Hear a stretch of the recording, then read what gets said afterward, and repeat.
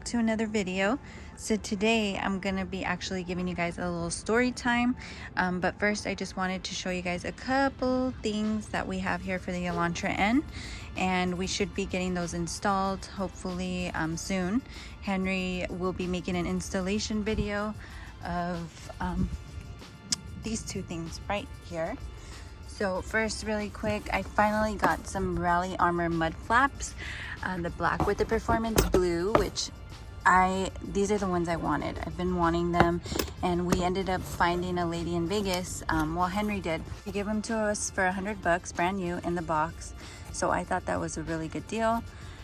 And then we have over here from Boomba Racing, we ended up getting this weighted transmission adapter, and then these are the bushings that go with it, and pretty much it's gonna help with like lessening the movement in the transmission, and then also making the manual transmission more of a short shift, because that's like my main concern with the manual transmission. Guys, my car's dirty, sorry. It looks really crazy, but yeah, that's my only issue is with the manual transmission. It is not the smoothest.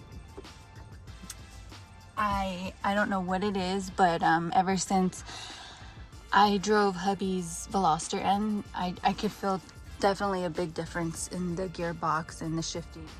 Hopefully this helps out with that issue, so we will definitely let you guys know. All right, you guys, so again, please excuse the dirty car, but this is what happened just last week, almost a week ago exactly. Yeah, it's really sad to see this, but I wanted to give you guys a little story time of exactly what occurred, how this happened. All right, guys, so here's what happened last week when I got into my accident. I was leaving work as usual, and I was gonna meet up with Henry and my parents at a restaurant. So the way the restaurant is, it's literally like 15 minutes from my work, or 10 at that, you know? So I was like, okay, I could take my time, whatever. So I'm driving down, and it's a one-way street, and both ways, you know? So I'm going down, and I come up to a four-way stop. At the four-way stop, as I'm coming up to the four-way stop, I noticed that there's a motorcycle already at the stop sign. So he's waiting for his turn to go, whatever. So I noticed that the motorcycle noticed me at that point, because I could see him looking into his side mirror and, you know, acknowledging, okay, you know, let me know if any of you guys have ever encountered this with other motorcyclists who, you know, that they've seen your car and they start acting like this, like fishy and just, you know, being kind of obnoxious. He goes, then obviously I come up real quick and I stop, and then I go because there was nobody there. So I'm going, he's going, and as I'm already, you know, coming up behind him, he slows down. He starts to slow down, and there's no traffic in front of him. It was just me and him really going that direction. So to me, I'm just that driver who's like, dude, please either, you know, figure it out. Can you just go faster? Because the speed limit is obviously like 25. So we're driving, and as it turns out, we're both going to be making lefts at the next light. So at that specific light, there, straight across from us, across the street, is a Metrolink. So there's hardly, I mean, it was empty at that time. Nobody was coming from that way. And then, so we were waiting there at the light. The light turns green, and the guy literally in the turn, so he starts to make his left turn because there's no oncoming traffic. In the middle of his left turn, as he sees me obviously coming, like going with him, he decides to slow down even more.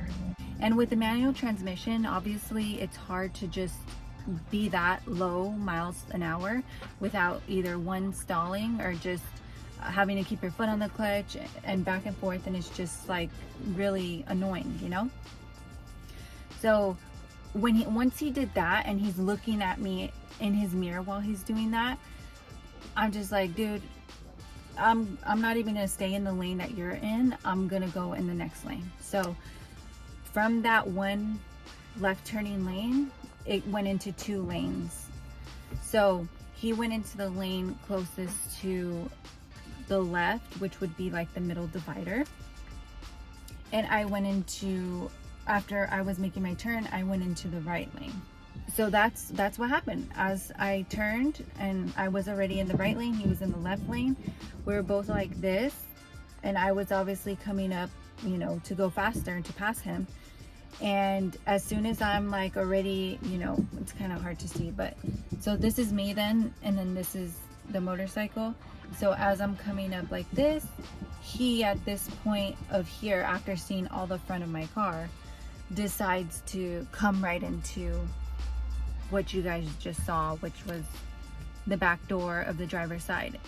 So to me, that just seems like purposefully, because why else would you see half a car and then just come into the car if it was an accident? Like, it just doesn't make sense to me, his story.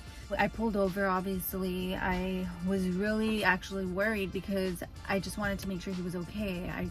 I wasn't sure the state he was in, or even if it was on purpose, like that, you know, I was just worried about, okay, was he okay? And then I can worry about my car and all that. So I got out of my car. As soon as I get out of my car, mind you guys, okay, I forgot to say this, but mind you, during this whole time, he did not drop his bike. His bike never fell. He stood his bike up. He put the kickstand down to the motorcycle, and it's a Harley Davidson. So, you know, it's pretty heavy. It's not the lightest bike. So he stands up, puts the kickstand down, and then I get out of my car and I, you know, proceed to walk towards him, and he literally falls over. He falls over on the sidewalk and says, "You broke my leg." Like, he was screaming at me, he was cussing at me. I told him pretty much straight out, like, do not yell at me. I said, you do not need to be cursing at me. I said, do not speak to me like that, because you did it to yourself. Like, if anything, you broke your own leg because you hit me. I did not come into you, you know? So he was upset, but I called 911 because I just, you know, he's claiming that. So now obviously have to make sure that, you know, he gets checked out or whatever. So then I called the ambulance, or 911, and then it just so happened that there was firefighters that had just went to a fire, that they were passing by and they saw us, you know, on the side. So they stopped, you know, they stopped traffic. It was this big thing, pretty much. You know, as soon as the firefighters came, he tried to tell them, like, oh, she hit me from the back, you know, like, she just hit me out of nowhere.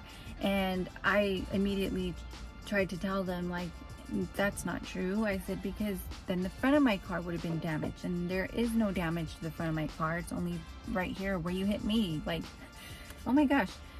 So that's kind of the fishiness and the weirdness. So that, let me know if you guys have experienced that. Yeah, after that, I talked to the cop. The cop was just like, you know, I can't give a report unless he's really injured. So he told me, he was like, I will follow him to the hospital, and then I will call you later to let you know whether he has any injuries or, you know, whatever. So he ended up calling me that same evening and then telling me that nope, the guy was fine. He didn't have any broken bones. You know, he was good, no injuries.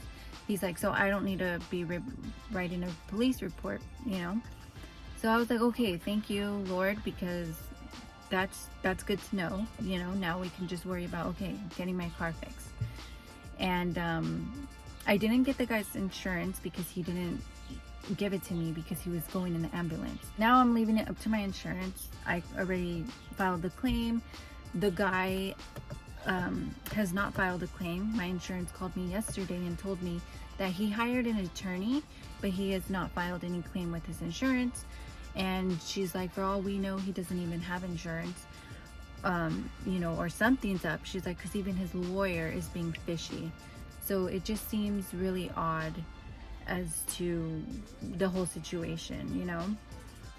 But yeah, I've been seeing a lot of you guys, you know, get into accidents, or people hit you, or, you know, just unfortunate situations. So just, you know, stay safe, guys. And it is what it is. Things happen, you know. It is just a car at the end of the day, and it's more important that you're safe and the other person's safe rather than, you know, your material objects. So yeah, I just wanted to give you guys those few updates. I'm really sad. I don't know when my body shop is going to fix the car. You know, with everything, with the pandemic and all that, it's just kind of a waiting game. So yeah, gotta just be patient and just be thankful that at least I could still drive my car. And yeah, that was that. I hope you guys liked that story time. It was probably like pointless to some of you, but I thought, hey, you know, I'm sure some of you have been through this, so you guys can kind of relate. So yeah, anyways, thank you guys so much for watching, and we'll see you in the next one. Bye.